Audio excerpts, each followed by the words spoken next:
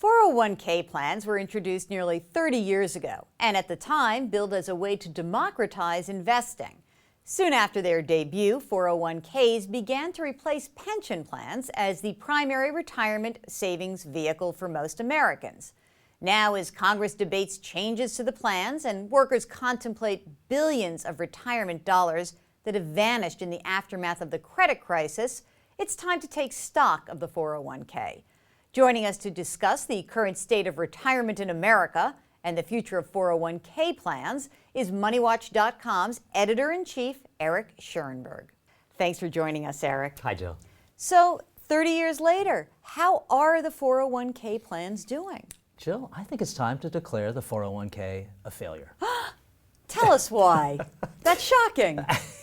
It is, but look at it.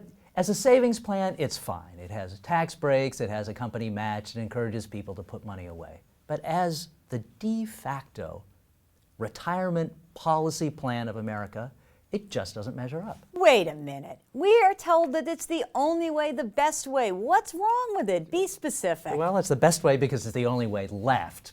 But look, if you're going to have a retirement plan that is essentially the national policy plan, it's got to be seen as fair. It can't favor one group of people over another group of people for no good reason.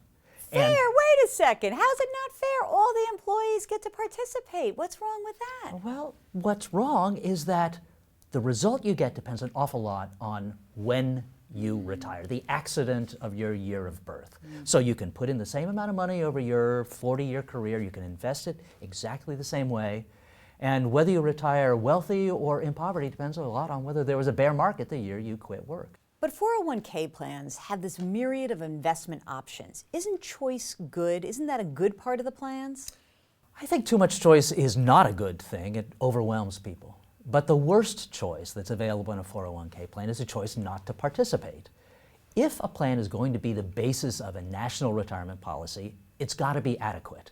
And what we see with 401ks is that when times get tough, as they are now, people stop contributing. They stop contributing at the point where they need to the most, when asset values are low, where they could stand to make the most money, and yet they panic. And what's even worse is that employers also stop contributing. And we've already seen about 30% of companies that offer 401k plans have stopped putting in their match, and that's just not forgivable.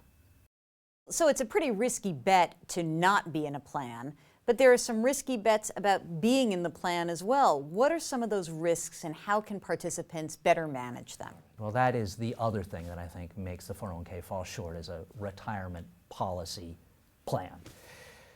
It shouldn't force people to take risks that they don't have to take. Now, there is always going to be risk in a retirement plan. There's always going to be risk in the economy. But some risks can be insured away. And one of them is longevity risk, the risk that you'll outlive your savings. A pension takes care of a longevity risk. It guarantees you a check as long as you live. A 401k depends on how you spend it, whether you run out of money too soon or whether you have saved too much. It makes it the responsibility of every single participant take care of that longevity risk. So some people will naturally save too much.